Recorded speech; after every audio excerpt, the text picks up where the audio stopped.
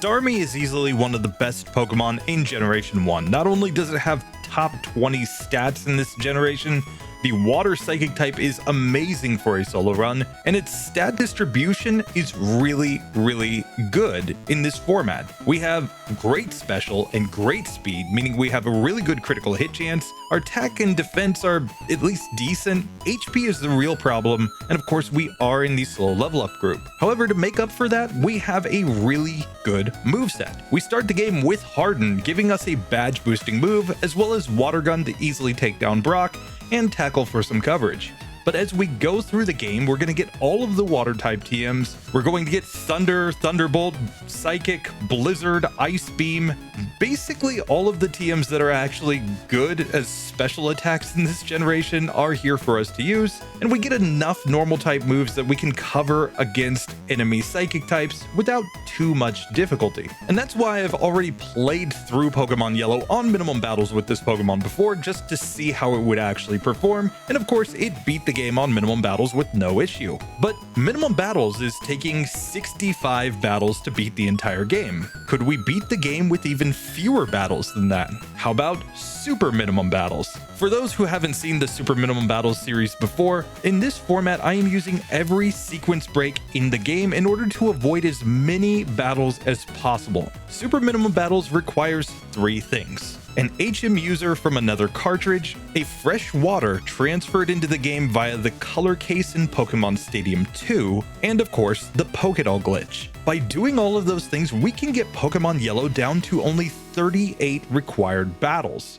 cutting the number of battles in the entire game roughly in half. So the question is, with our amazing TM learn set, will Starmie be able to beat the game in spite of the fact that it loses out on roughly half of the battles that would have given it experience in a minimum battles challenge? Let's get into it and find out. So Professor Oak's gonna find a starfish in the grass for some reason. He's gonna think it must have wandered here from Cerulean City, but he's gonna go ahead and give it to us and tell us to just go find Misty later on. We can go try to give it to her. But for now, we will simply get our superstar Starmie, and it's time to take on our rival. So here in the Rival 1 fight, the only thing to do is to spam Water Gun. It is our strongest move. A critical hit turn 1 took out nearly half of his health. It was a 3-hit KO to get through that. You win there 100% of the time. You don't even need to use the Hardens. So now we're off, and we're going to go through this as quickly as we can. We're not going to resist learning TM moves because we're giving up so many battles. We're going to be underleveled most of the run. But by the time that we get to Celadon City, we're going to be so completely overpowered that I don't think it's really going to matter. Now, just as a heads up, I am simply using my GameHook software in order to set up all the things that I need in order to do the super minimum battles run here, but I'm including notes down below on how to properly set this up if you want to do it on a standard set of cartridges. So we are adding the legendary HM Mule to our team,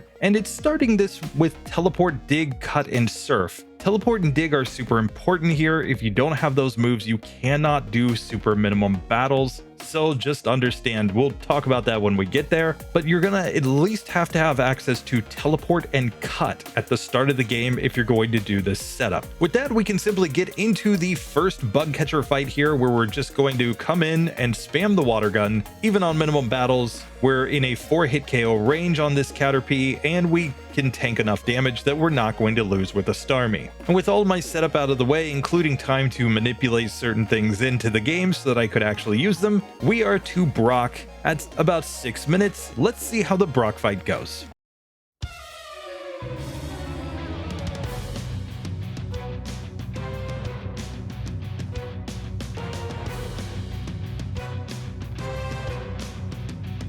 So here Starmie is of course faster than the Geodude. We can simply use Water Gun, and it's 4 times super effective, so it's a 1-hit KO. We get to level 7 as the Onix comes out. It is faster than Starmie here because we're at such a low level. We don't quite get the 1-hitter with Water Gun. We're just gonna have to knock it out on the next turn. Tackle is more than enough there. We get to level 8. In 6 minutes 39 seconds, we have beaten Brock, obviously with no resets or optional battles up to this point. And most of that time that was taken there was just me setting things things up so that I actually had the items and the HM user that I needed. And with all that done, we can simply get out of this gym and move on in the game. Now in this next section, everything on the way to Mount Moon shouldn't be too difficult for us, but we do have to keep in mind that we don't have great defense, so it is possible that we could get some bad ranges here and there. And Water Gun is not like it's going to one-shot opponents here. It's 2 or 3 hit KOs for this entire section. Still, we shouldn't have too much difficulty getting through any of these fights. And as our level gets closer to our opponents, we're going to outspeed basically everything. That massive 115 speed stat is really overpowered in a solo run, because in most cases, it's about hitting your opponents first. And as long as you can do that, you have pretty easy times getting through most of the trainers in the game. Now, it's also very important to note that this Pokemon Center just before Mount Moon is the last place that we can heal before we go and fight against Misty. And that's because we're actually going to have to teleport back here later on if we're going to avoid all of the skippable battles in the game. So I will grab the rare candy and the escape rope that are available here in Mount Moon, because if we're low on health later on after fighting Jesse and James, we're going to want to escape rope out, heal once, and then make our way to Cerulean City. So let's take on the super nerd. Let's see if we just make quick work of him. We're just going to go all in on the water guns. Fortunately, he disables tackle here, and it's going to be a 2-hit KO here on the Voltorb. The coughing comes out last. This one looks to be maybe even a 4-hit KO, but we got a nice critical hit, so we knock it out and we get to level 13. We can pick up the Dome Fossil, and now let's just get a quick heal on before we fight Jesse and James. So here against Jesse and James, once again, I'm just going to spam the water gun. It's a 2-hitter on Ekans. Meowth looks like it might be a 2-hitter. We do in fact get the range, and finally the coughing comes out. We're just going to spam all the water guns and easily knock that one out as well. So now we have all of our PP in Tackle and Harden, and I think that's going to be okay in the next section. So I'm simply going to save the game right here, and I'm going to move on to Cerulean City. So here in Cerulean City, we will go and pick up the rare candy that's available right here, but we will not go to fight against rival number 2. He is not required in this setup. In fact, everything going up to Bill's house, we are going to completely skip. Instead, we're going to go straight into Misty's gym, where we have to fight against this junior trainer right here and Misty herself. Now, against the junior trainer, we have to use Tackle. It's not going to be super strong here, especially given that we're under leveled. So we're actually probably best off setting up a couple of Hardens, because we also get the badge boost glitch from these. Brock gives a badge boost in attack, which means that we actually have a higher attack stat when we use Harden. Unfortunately, we knocked ourselves out on that one due to confusion, but let's try this one again. So this time I'm going to go for Harden first to reduce the amount of damage that we take from the Goldie, and of course it gets a critical hit on us after that, and we're hoping to just get crits ourselves or just deal more damage due to the fact that we have the Harden on. But with all that done, we can now heal up, and it's time to take on Misty herself. Let's see if we can get this to go. I think the strategy is to set up all the Hardens on the Staryu and then just hope that we deal enough damage with all of our tackles with effectively a doubled attack stat. Let's see how it goes.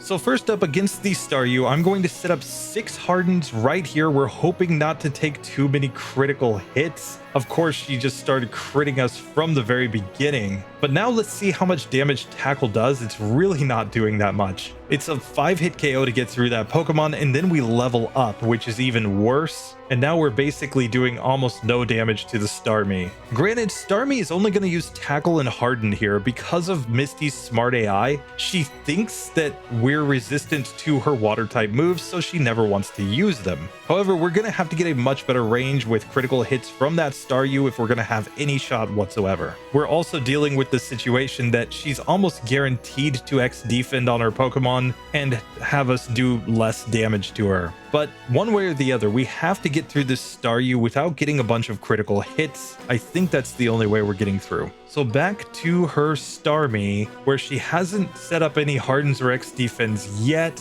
but we really need her to use a lot of Hardens here. We got her down to about half health this time, but yet again, we're going to need more luck than that. Now, the real issue here is that we're leveling up just before the Starmie, causing us to lose all of our badge boosts, which means we don't do as much damage there. So what I'm going to try to do is use one of my rare candies before this battle so that we can keep our badge boosts after we knock out the Staryu. That will mean that we deal more damage and in theory could help us get through this one a little bit easier. Of course, if we get 3 critical hits from the Staryu, we're going to lose no matter what. Now, this is easily the hardest fight in this entire run, but if we can just manage to avoid a critical hit here, we managed to get through Misty after 22 attempts. So it takes 24 minutes, 18 seconds to get through that one. We are up to 23 resets so far in this one, but we have managed to get through Misty. And that's super important because what Misty allows us to do is to use cut outside of battle. Now we can simply come right down here to the south part of the town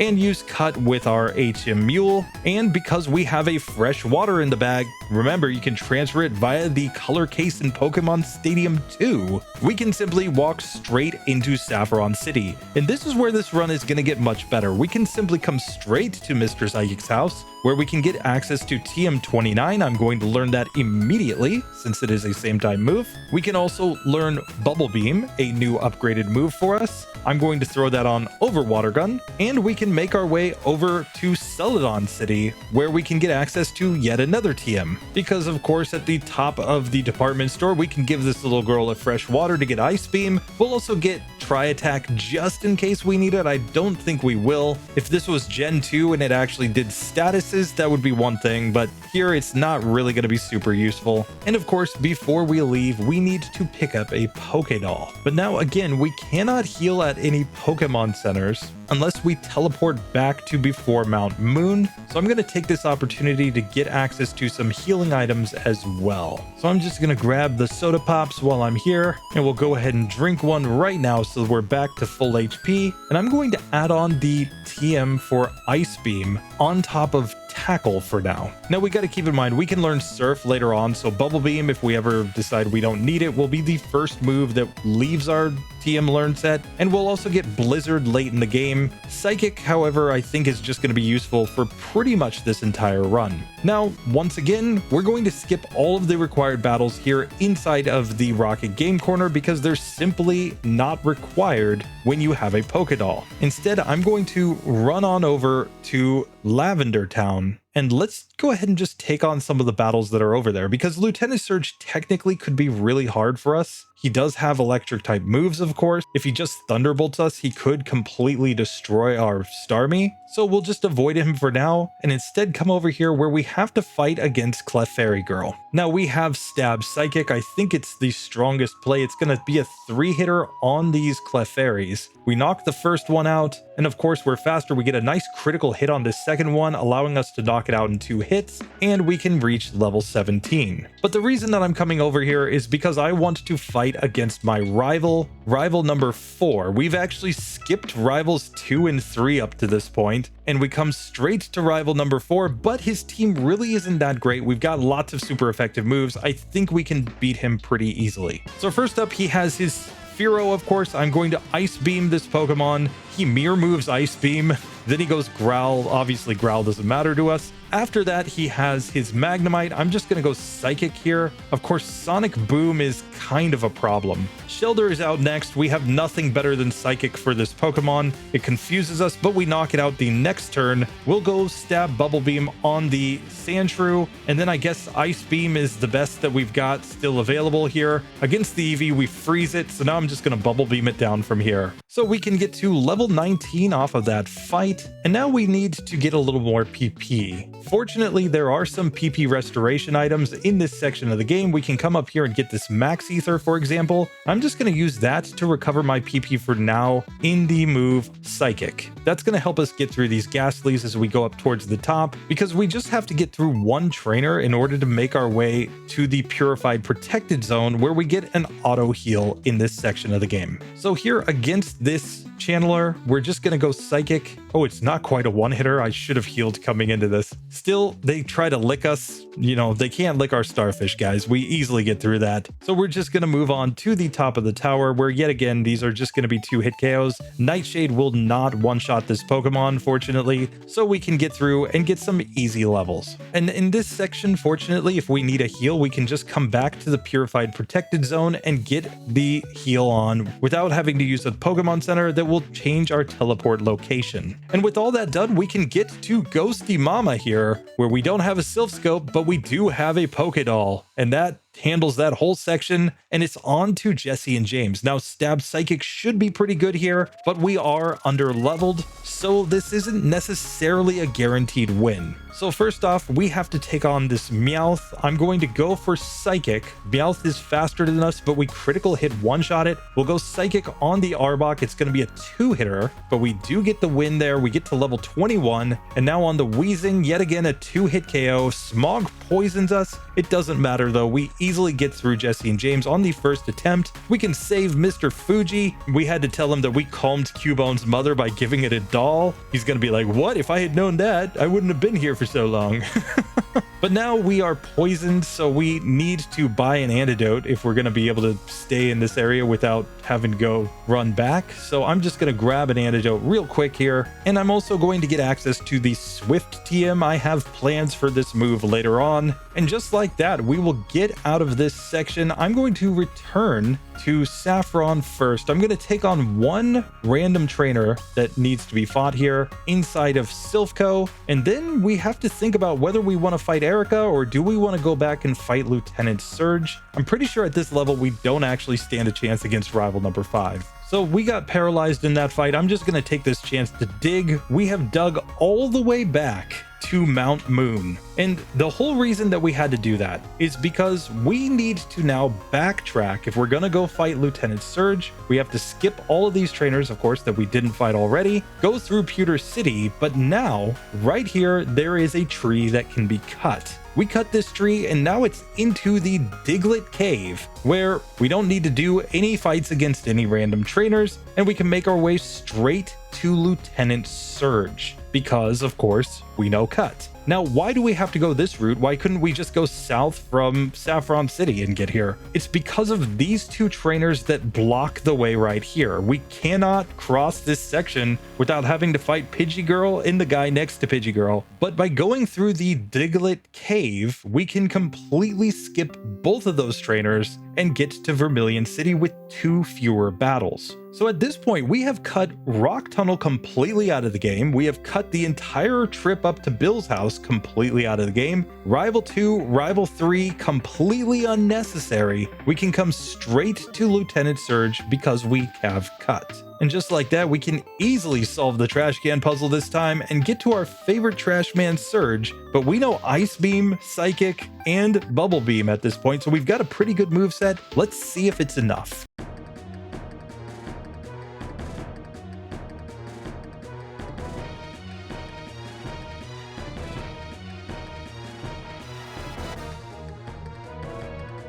So we are slower than the Raichu at this point, so we're going to have to get a little bit of luck here to not just get a Thunderbolt turn 1. And of course, if he hits Mega Kick on us, we're basically getting destroyed because we have no defense. And we don't have a badge boost in speed at this point, so we don't have any way to outspeed Lieutenant Surge. Here instead he goes Growl though. That allows us to use Psychic once with a critical hit, and then he growls again after a nice Mega Kick, allowing us to win on the second attempt. So it took 36 minutes to get through that, keeping in mind we went through and did the Pokemon Tower already and got a bunch of upgraded TM moves. So we're through 3 gyms, we've added 3 TMs and 24 resets so far. Really not too bad. And of course that also gives us access to Thunderbolt, which is super important in this run. But at this point we no longer have to be worried about where we heal because we can simply fly after this point to get to whatever town we want to be in. But now on super minimum battles, we have some decisions to make. We either have to go to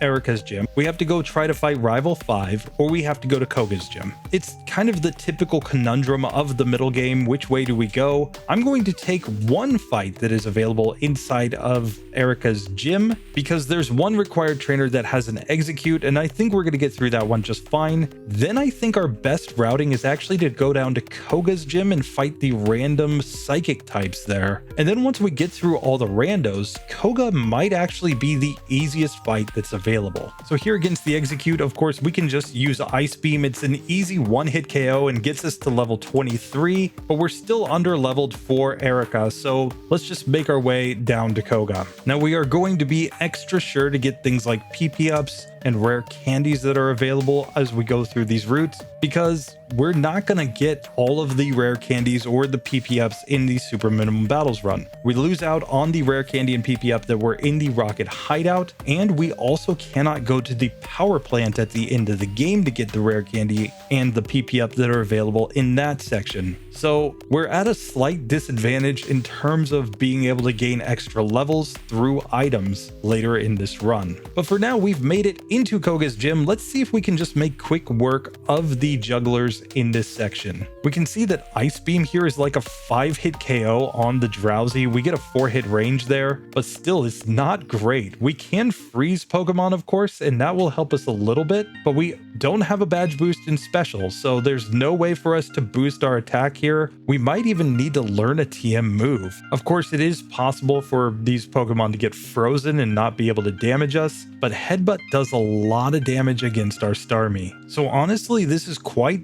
tough. But there is an option for us to get a stronger move to use there without going for a physical move, keeping in mind that we'd rather do neutral damage with a special move here just because our attack stat really isn't that great. Sure, we could throw on something like Tri Attack, but it's not going to do that much damage against those Drowsies. However, a quick trip to the Safari Zone guarantees that we can get access to Surf, and that is our strongest same type water move in this run. So I'm just going to learn it over Bubble Beam and make my way back to that fight with our upgraded moveset. Surf is effectively 140 power here, meaning that we're going to do a lot more damage with this move, and if we can manage to land like a critical hit, we can even get a 3-hit range on some of these Drowsies. It also has plenty of PP, so we're going to be able to knock out multiple Pokemon using this move. And once we get to the Kadabra, now I think it's reasonable to try to get a freeze here. Of course, we didn't get the luck that time, but if we didn't get poisoned, we might just have a chance.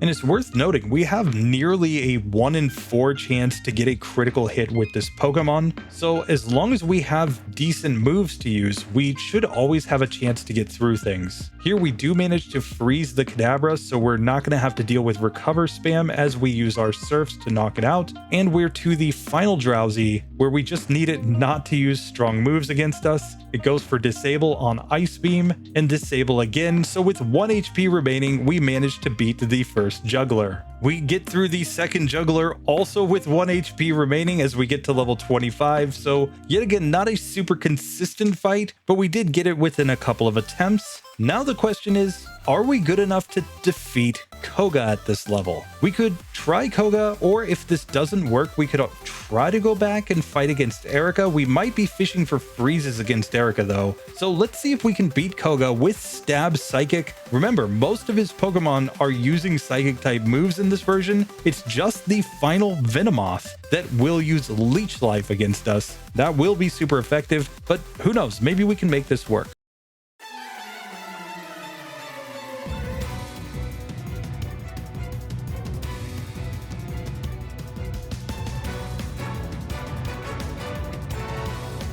So first up against Koga's Venonat, I'm going to go Psychic here, and it is not a 1-hit KO, and we get put to sleep with Sleep Powder. So this is pretty clearly not going to happen at this level. We simply get knocked out there. Outside of critical hitting the 3 Venonats, we just wouldn't be able to win that fight at this point. I can say that pretty simply because, yeah, if we take that much damage from Tackle, then how are we going to do against Double Edge from the 3rd Venonat? And they love to use that Sleep Powder against these water type Pokemon. If we had some sort of other status, it actually would help here. Something like a normal poison would actually be a benefit to us in that fight. So I'm going to come in, I'm going to try to fight against Erika instead. Let's just see what kind of range we get here. Obviously, Psychic is super effective against the Weeping Bell and the Gloom, so it's really just if Ice Beam is enough for that Tangela, or maybe we have to freeze it.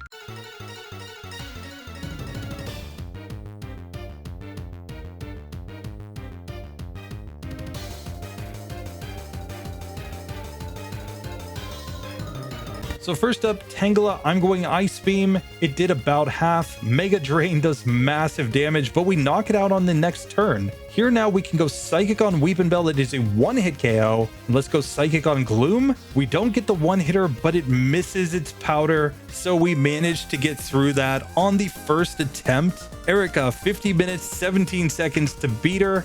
32 resets so far. We've added 4 TMs, but hey, we're moving on. And technically, that's one of the toughest gym leaders in the entire run.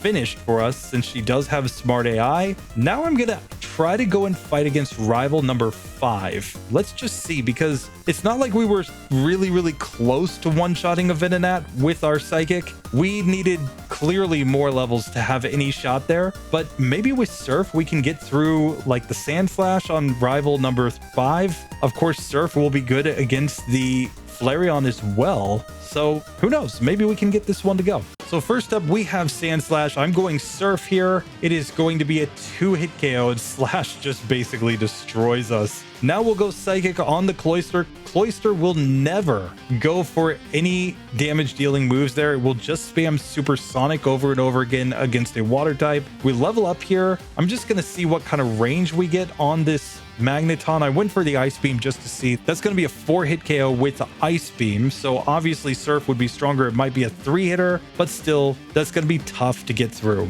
So crits are probably required in this one. Obviously, if we can get a critical hit Surf against this first Sand Slash and just knock it out, that would be ideal, or get a Poison Sting without Poison would have been pretty nice. Cloyster, there's nothing to do but just go for Psychic here over and over again. And now this time, let's see what Surf does, since it is our strongest move here. Clearly not enough, as he goes for Thunder Shock and just knocks us out. So that one did not work. So I think the best thing that we have is simply to go against Koga. And I think we're just going to have to get the luck for that Sleep Powder to miss or to get a critical hit. Sleep Powder has a 25% chance to miss, and we've effectively got a 22.5% chance to critical hit here. So let's see if we can just get that to go. So we get the critical hit one-shot on the first Venonat in this first attempt back at Koga, and the second Venonat does not know Sleep Powder, so it wouldn't have mattered if we couldn't knock it out there. It was just going to go Supersonic or Toxic against us. Now to the third Venonat, it does know Sleep Powder,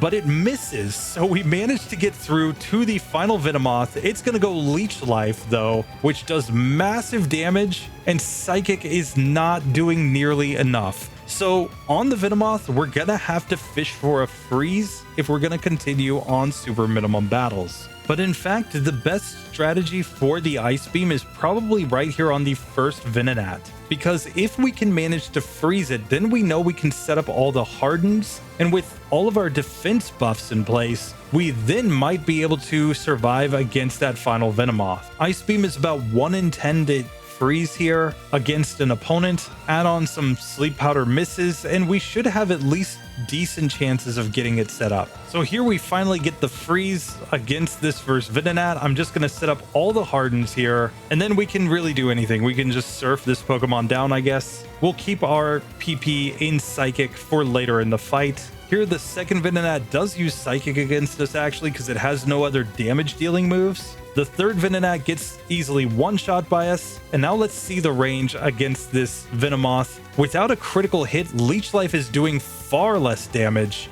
but with a crit, remember, Gen 1 crits ignore all of your stat boosts. It manages to knock us out. So we just need to avoid a critical hit from that Venomoth at the end. Attempt 30, we're back to Venomoth on full health. He X-attacks turn 1, and we're really hoping for like a special drop here. We get the special drop. We just need one more hit, and finally, we managed to beat Koga on super minimum battles. It took an hour and 1 minute, 50 seconds to get through that. We're all the way up to 63 resets. but we can now move on in the game. And beating Koga here is actually super important because Koga now allows us to make our way down to Blaine. The badge boost in special is super important in this run because we have Harden on the moveset, which means we can set up the badge boost glitch on every single battle. 6 Hardens effectively will allow us to double our stats as long as we have a badge boost in them. Now, I do not expect the Blaine fight to be easy because we're coming in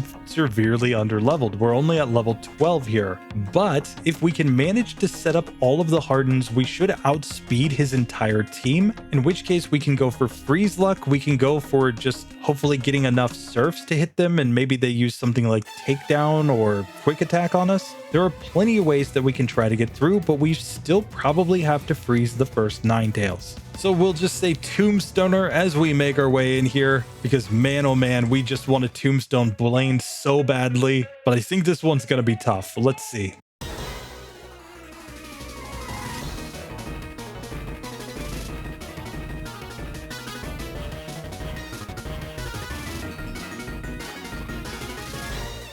So first up, we've got Blaine's Ninetales. I'm going to see the range just one time. What do we actually do with Surf here? Surf did 43 damage. So this is going to be a 4-hit KO from this range. So yeah, the freeze is the only way that we're getting through this one. So we're really hoping for Tail Whip turn 1 and then a freeze, because a critical hit flamethrower still knocks us out in spite of the fact that we are a water type. So here we do manage to freeze the Ninetales, so we're going to set up a bunch of badge boosts here, and that makes us faster than this Pokemon, and now we can simply surf it down for free. Now we do level up to level 28 right here against the Rapidash, which is not ideal, but Takedown fortunately won't do much damage. I'm just going to see what the ranges are here. I was going for Ice Beam to try to freeze it, but clearly this strategy is just not quite going to work. We need to keep the speed advantage. So the best thing to do is to slam another rare candy right here, which will allow us, if we do get the freeze on the Ninetales, to set up our badge boost and then outspeed the rest of the way.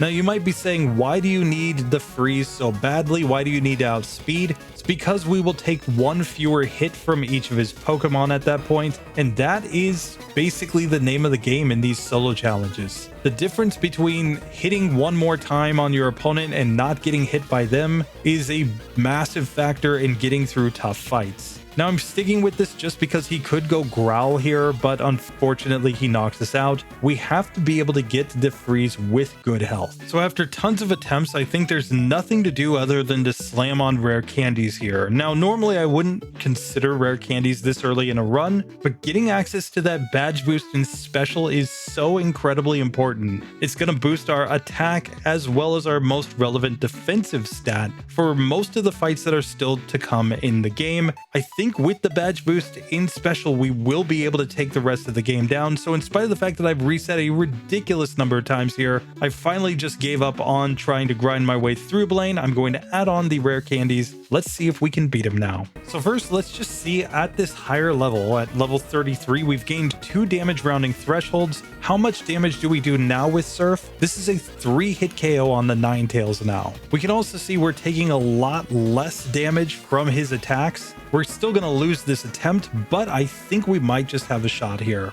Here we do even about half to the Rapidash with Surf at this point. We get knocked out on this attempt, but still, I think we're going to have a shot here if we can just freeze that first Ninetales and set up our Hardens. This time we get Growl from the Rapidash though, so we simply get to knock it out. This is our first time seeing Arcanine, and we're faster thanks to the badge boost. Flamethrower with a critical hit though is enough to one-shot us. We really want to see Reflect or Takedown without a crit here. We probably would have survived the Flamethrower without a crit, but still, that's just not what we're looking for there. Any non-crit move and non-Fire Blast, we probably at least get 2 turns there. So back to the Arcanine again. We get a critical hit turn 1. He goes Reflect, and that ends it. So it took 85 attempts to get through there, but only about 10 after I used the rare candies, and it's an hour 33 minutes to get through Blaine. So if I went back and did this again, I would just slam all the rare candies before Blaine, get to level 33. It's not consistent by any means, but once you can manage to actually freeze that first Ninetales, set up the hardens just so that you can outspeed and survive against like a stomp or a takedown, and you're basically good to go. But here we've taken way too many resets here, 147 resets to get through this section of the game. The overlay counted on a bunch of extra TMs, don't worry about that. We've actually only added on the 3, but now we should be better off as we go through the rest of this run. So now on minimum battles, we have to fight against our rival, but I think we're going to be much better here. Because we can badge boost our special, we should be more survivable against that Magneton, and that's really all that we need, I think, in order to get through this fight. So back to Rival 5, I'm just going to go Surf on the Sand Slash. It's now a one-hit KO, and now I'm going to set up all the hardens here on Cloyster. Cloyster's just going to confuse us with Supersonic, and we're getting terrible Supersonic luck on this one, but we can take this opportunity to set up all the hardens. And Harden reduces the amount of damage you take when you hit yourself in confusion. And with our boosted special stat, we just knock out the Cloyster right there.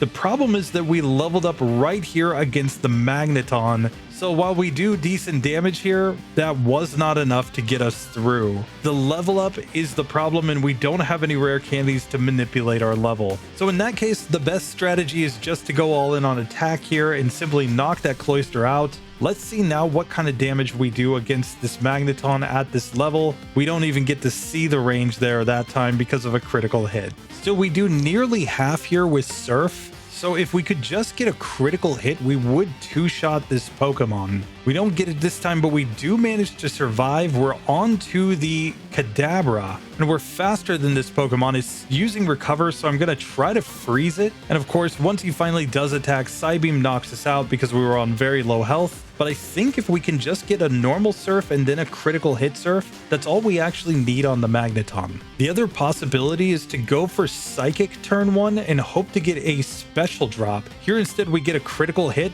and we get the special drop, so we can just knock this Pokemon out on the next turn. Now I'm going to set up some hardens here against the Kadabra in order to boost my special stat. Any non-crit Psychic move won't do that much damage, and we're boosting the amount of damage we do back to the Kadabra. So we simply one-shot it from there, and then Flareon is an easy one-hit KO with Surf thanks to our boosted special stat. That still wasn't super consistent, but we did manage to get it to go, so I guess it's kind of a win, but I'm really worried about this Pokemon going the rest of the way because we are in the slow level up group. Here against Jesse and James though, I think we've got an easy victory as we just spam the Psychic the whole way, and none of their Pokemon can stand up to that move. So now it's just Giovanni time. Let's see how he actually goes. The Nidorino, of course, we can just use Psychic. Persian, I'm just going to stick with Psychic here. It's going to be a 2-hit KO, but he guard specs. We can go Surf on the Rhyhorn, and we'll just stick with the Surf on the Nidoqueen since it's our strongest move. It's a 2-hit KO against the Nidoqueen, but we do manage to get through. We didn't even bother setting up any badge boosts there. I think when we get to his actual gym, we will badge boost up a little bit, and I think that will be enough to get us through. But now it's time for us to change up our moveset a little bit. We are going to forget the move Ice Beam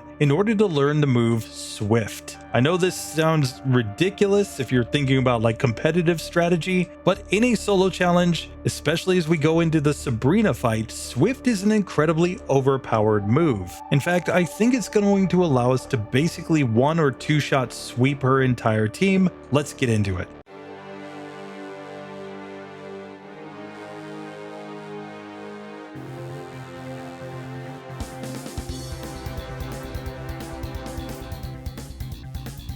So Sabrina's Abra only knows the move Flash, which lowers accuracy, but it also gives badge boost glitch to our Pokemon. So with 6 flashes, she's gonna double our attack stat, and if we set up 6 hardens, that's gonna double our attack stat again. This is the double badge boost glitch. So all we need to do is just sit here and spam harden until we get to +6 defense, and until she flashes us enough times that we're on -6 accuracy. We'll be very happy to be flashed by her as many times as she wants, And now that everything's set up, we simply go Swift in one shot. We're going to go Swift on the Kadabra, another one-hit KO, and Alakazam, it's going to be a two-hitter as she reflects, but she never stood a chance there. We beat her on the first attempt incredibly easily thanks to that strategy. So we're now up to 151 resets and 8 TMs added on throughout this run, but we are able to now go and fight against Giovanni in his gym, and then we can make our way to the Elite Four, and then it's just a question of if we have enough to get through all of those trainers. But now we no longer need the move Swift, and I'm going to replace it with another move, but I'm going to hold off on learning Blizzard. We don't need Blizzard in this section of the game. The next move that we actually need is going to be TM24 for Thunderbolt. I am simply going to learn this over Swift, and we're going to use that move as we go into the fight against rival number 6 and against Lorelei. Then we will likely forget Thunderbolt at some point during the Elite Four run in order to learn some other moves. But for now, let's get here against the trainers that are randos inside of the gym. We can just use Surf to destroy this Rhyhorn, and we know Psychic to destroy the Black Belt. And it's on to Giovanni, where we have to see what our XP situation looks like there. We really want a badge boost and hopefully be able to just destroy the team after we get through the first Pokemon. We just barely level up to level 39 here, so we will be able to set up our badge boosts at the beginning of the fight and hopefully get through most of the team without the level up.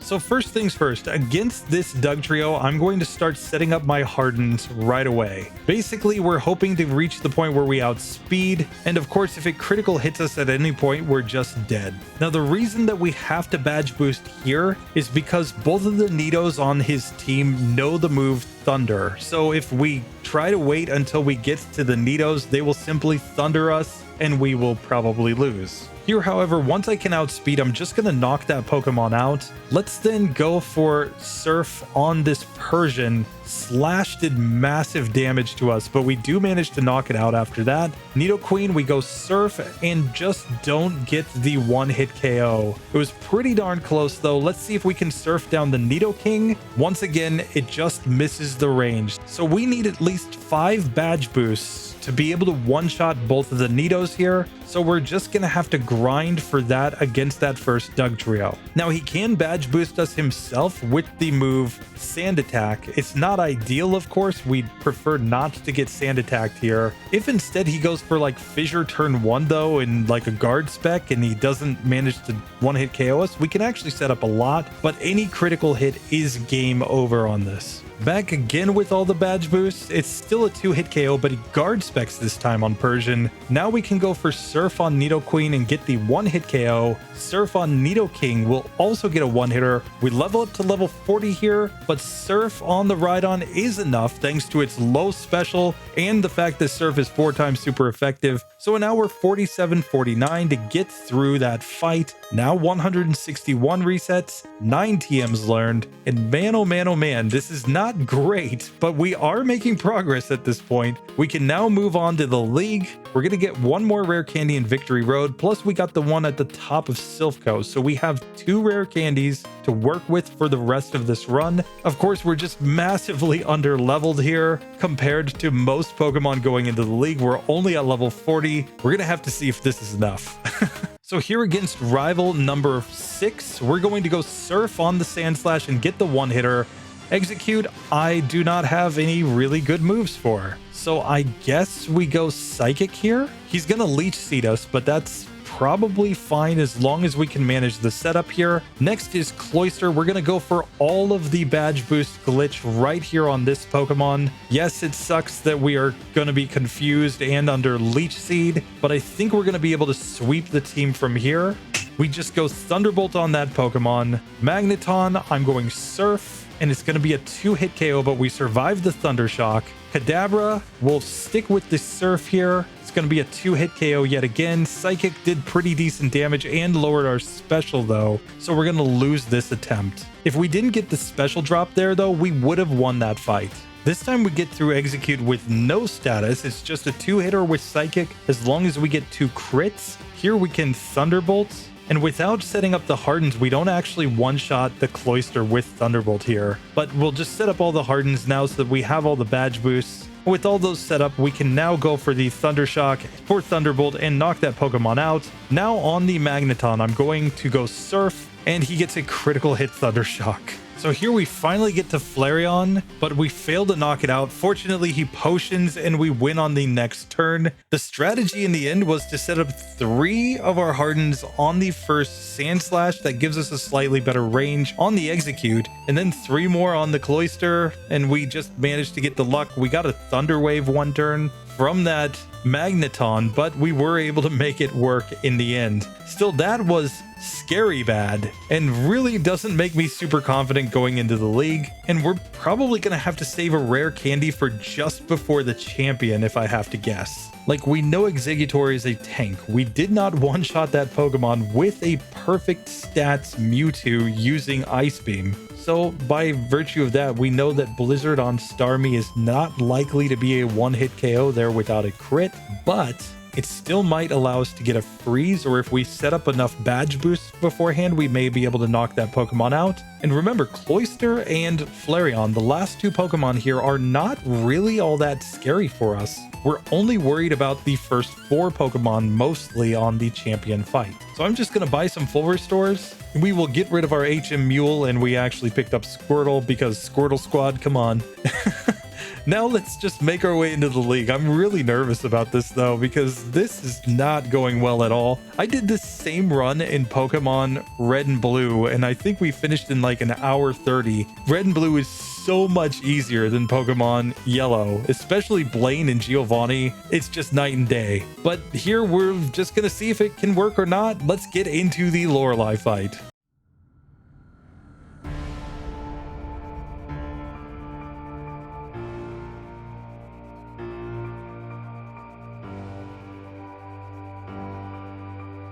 So here against Lorelei, the strategy is to first damage the Dugong. We just need to damage it so that it has a chance to use Rest on the next turn, and we're just going to start setting up our Hardens here. Now I'm going to damage it again and just see if we can get it to use Rest again here. But even if it doesn't, we're just trying to get as many badge boosts as we can into our special stat. We did not one-shot the Dugong in spite of the badge boosts, though. That's kind of nerve-wracking. We don't one-shot against the Cloister either, and now we're getting hit by Spike Cannon and we're confused. So that is pretty bad looking. Still, I think we might have a chance here. Let's just keep grinding this out a few times. Back to Cloister on the next attempt. We actually do get the one-hit KO range this time. We're on to Slowbro. I'm going to go Thunderbolt here. She goes Withdraw. That's perfectly fine by me. We simply knock that Pokemon out. Onto the Jinx, it goes Double Slap. That's no problem. I'm actually going to Surf since it doesn't resist our water-type moves. And we have made it to the final Lapras. It's just going to want to go Body Slam on us. And we're going Thunderbolt, so as long as it doesn't crit, I think we have this. And she goes for a Super Potion. We survive on 5 HP. So 2 attempts to get through Lorelei. Really not as bad as I was thinking it was going to be after that first one. But yeah,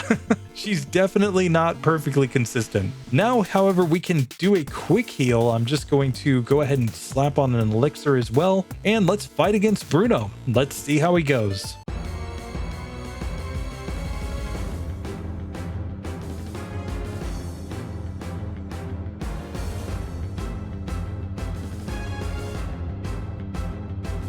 So we should already be faster than all of his Pokemon, so I'm just going to Surf on the first Onix and one-shot it. Let's go for the Psychic on the Hitmonchan, also a one-hit KO. We level up to level 44. We can go Psychic on Hitmonlee. That's an easy win. Surf on the Onix, also an easy win. Now Machamp, Psychic is going to be a 2-hitter, but he goes Leer, so we easily win. Bruno, even when we're this weak, even when we're resetting this many times on so many trainers, still is not a challenge. So with that done, it's time now for Agatha. And here we're going to basically be going all in on Psychic. That's the main game plan, but we are going to have to badge boost somewhere here because at this level, there's no way we're just like one-shotting with Psychic against the Gengars. there's just no chance. So I think we're gonna have to hope not to get some Mega Drains from that first Gengar, and maybe set up enough Hardens that we can manage to get through this.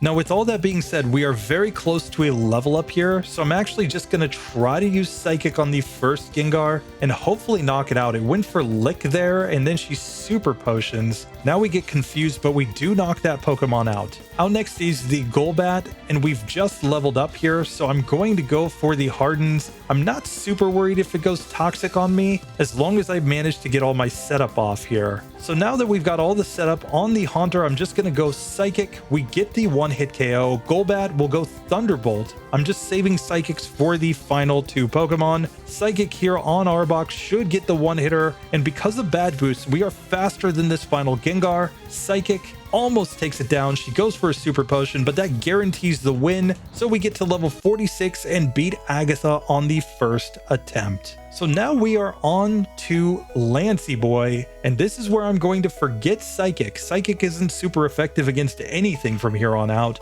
Blizzard, however, is going to be very, very good in this fight, and it's going to help us against the champion. So I'm going to go ahead and learn this move, and we're going to throw our 2 PP ups into Blizzard so that we have more PP there. Guys, we have to have as much PP as we can possibly get. Now I'm going to use the full restore and the elixir, and yeah, with 7 PP, we have a chance that even if we miss a very important blizzard, we'll still have enough blizzards left over to maybe, just maybe get through. Let's see how we do against Lance.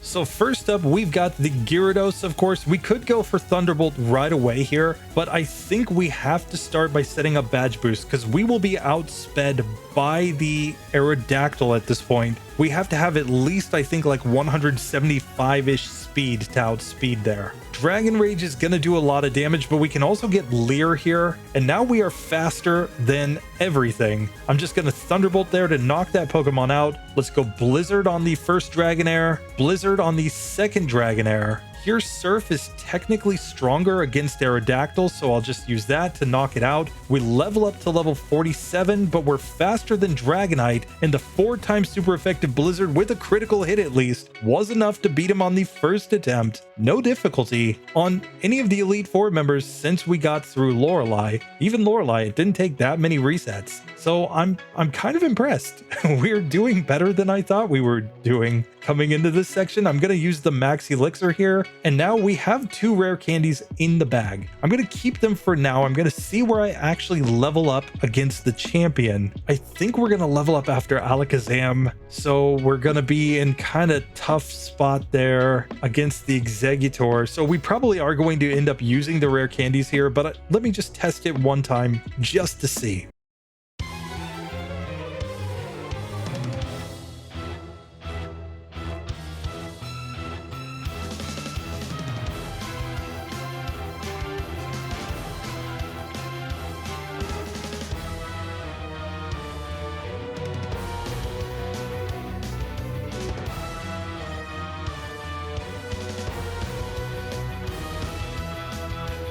So first up against the Sandslash, I am going Surf since it's the same type move. It gets the easy one-hitter there with a crit. I'm not sure. Maybe the crit mattered. Now we have to deal with this Alakazam, and what do we do here? Surf is technically the strongest. It goes Kinesis against us. Then Psychic still does pretty decent damage, and it's going to use Recover. So we're getting accuracy drops, and we're getting recovered on. So I think having the Badge Boost at the start of this fight would be pretty important. So I'm not going to waste any more time. Let's just throw on the 2 rare candies and see if we can Badge Boost against that first Sandslash. We really don't want to see Slash. We want like Poison Sting or Fury Swipes in order to at least set up some of our Hardens. Once we get a few set up, then Earthquake's not a big deal, but let's see if we can manage to get the luck. So here we've set up a few of our badge boosts at least. Let's get through that Pokemon now. Let's go for the Blizzard here. The critical hit, but we freeze. So now I'm just going to set up the rest of my badge boosts. And now we can just go for Surf or whatever in order to knock this Pokemon out. That's perfectly fine. Now Exeggutor, I'm going Blizzard. We miss. We miss again. Let's see what the range is when we do finally hit. This is going to be a 2-hit KO even with badge boosts. Now we're just in bad shape against the Magneton. We did about half with the Blizzard. We would do a little bit more with Surf, but it's not going to be a 1-hit KO. And a crit would not help us here because we're using the badge boost glitch. So yeah, this is going to be a 2-hitter and we're going to have to be survivable enough to take a Thunderbolt here. He goes Thunder Wave, but it doesn't matter. He's just going to Thunderbolt the next turn. And Thunder Wave never misses in Gen 1 outside of a Gen 1 miss. So that's unfortunate. We're going to have to get a lot of luck here. So here we managed to freeze the Sand Slash. Now there is a chance he will use a full restore here, but we managed to set up all the hardens and now we can knock this Pokemon out. Onto Alakazam, I'm just going to go Surf since it's our strongest move. Psybeam gets a crit here though. That was terrible. Of course, he does have a pretty high crit chance with Alakazam, so there's not much we can do there. Here we go Surf. He goes Thunder Wave, he goes Thunderbolt, and we go down. So at this point, there's basically only one strategy that I can think of that will actually give us some sort of advantage here. And that is to add on TM31 for Mimic. I hate going Mimic strats, but this is a spot where I think it's absolutely necessary. And I'm simply going to forget the move Thunderbolt for this. The idea here is pretty darn simple. We can mimic a move that will allow us to get through this fight. So in this case, I'm not even going to mess around with the Sand Slash. I'm just going to knock it out nice and quick. On Alakazam, I am going to go Blizzard for the chance to get the freeze. When we don't get it, then I'm just going to switch to Surf. Unfortunately, we got hit by the Kinesis here, and that's pretty much all she wrote for this one. We need to not have our accuracy dropped in this fight. So now that we freeze the Alakazam, I'm just going to use this opportunity to set up all the hardens, and then we'll simply knock it out with a Surf. Out next is the Exeggutor. I am going to mimic Hypnosis here. Yes, we know that we're going to get Leech Seeded. That's basically fine because we know we're faster than the rest of the team. And now we just need the Blizzards to actually hit on this Exeggutor to knock it out. And now we need to sleep this Magneton. We miss right there, so we simply go down. But the badge boosts are not getting us to be survivable enough that we can survive that Thunderbolt. So really, this is the best strategy I can think of to get through. Now, in theory, we could go for a Blizzard here first on Exeggutor to try to get the freeze. Unfortunately, we're just not going to have enough Blizzards here because of Kinesis, but if we can manage to get that freeze and then mimic Hypnosis, it's definitely the best way to go. Now, of course, the other possible strategy is to mimic Earthquake. And with this move plus badge boost, we get a critical hit there, so we didn't get to see the full damage. It might have been enough to one-shot, it might not have been. We're just gonna have to reset and try this again. This time I'm on low health, but let's just see the range. Even with a non-crit, all the badge boosts are not enough to one-shot here against the Magneton. So we are better off going for the Hypnosis strat here. We just have to get through with more health. This time we managed to freeze Exeggutor, so we're just going to now mimic Hypnosis from this Pokemon and quickly knock it out with a Blizzard on the next turn. Now Hypnosis does hit Magneton. We get to go Surf. It wakes up, but I'm going to Surf again and knock it out. We get to level 50 as we get to the Cloister. I'm still going to go Hypnosis here. I don't want a critical hit Spike Cannon or something. We're going to be really slow knocking this one out with our Surfs. Still, if we can just manage to land all the hits, we should be good to go. We no longer have the badge boost glitch, but we do knock it out in 4 turns. We're on to Flareon. It goes Quick Attack. We go Surf. Because of our Water Psychic type, it will only use Quick Attack here. It won't use Reflect or Fire type moves, and it's a 2-hit KO. Finally, after 2 hours and 27 minutes, we managed to beat the champion. That was terrible. That was terrible. But we did get it to go. So 206 resets, 10 TMs. We ended up having to use a broken TM at the end. And yeah, that split from Giovanni to here, about 40 minutes of real time. Keep in mind, I'm playing at like 4 times speed here. So we were just resetting over and over and over again on the champion. Lorelei wasn't as bad as I thought she would be. The rest of the Elite Four was a cakewalk. the champion was a beast here. So while yes, Starmie does manage to beat the game on super minimum battles, it was terrible. This is a D tier Pokemon. It's like way down there. We've done this previously with Mewtwo, with Alakazam, with Gengar. I don't have them in the tier list here, but they are much better on these settings. In fact, I'm wondering if like a Kadabra in Pokemon Red and Blue would be better than this Pokemon. That will be something to see. I don't think people realize just how much of a difference in difficulty there is between Pokemon Yellow and Pokemon Red and Blue. While there are certain parts of Pokemon Red and Blue that are certainly harder, I would say that those are primarily the rivals 2, 3, and 4 fights. After that, Pokemon Red and Blue is just significantly easier, especially for anything with the psychic typing, than Pokemon Yellow is. There's a reason why they buffed the movesets of the major trainers in Pokemon Yellow, because the game just kind of declined right there in the middle game, where basically outside of Sabrina, everything in Pokemon Red and Blue from the middle game onward is just weaker. It's just not as good as in Pokemon Yellow. Pokemon Yellow after Erika just has this massive difficulty increase where everything is level 50 plus at that point. The teams have much better crit rates, much better move sets. So it's one of those things where you can go through Pokemon Red and Blue with a run and you can say, oh wow, this Pokemon's super easy. Nah, bring it to Pokemon Yellow and do that run again. You'll find a few Pokemon like this Starmie here that go from being like amazing to being pretty darn mid. But with that being said, we need to complete some research here with Professor Oak. He wants to know, how good is this Starmie? Can we beat a Professor Oak at only level 50? Let's try this. I'm going to go up against the easiest of the Oaks. We're going to go up against the Charizard team. Let's see if we can get it to go. So first things first, he's got a Tauros. I'm kind of hoping that he just uses like rage here. He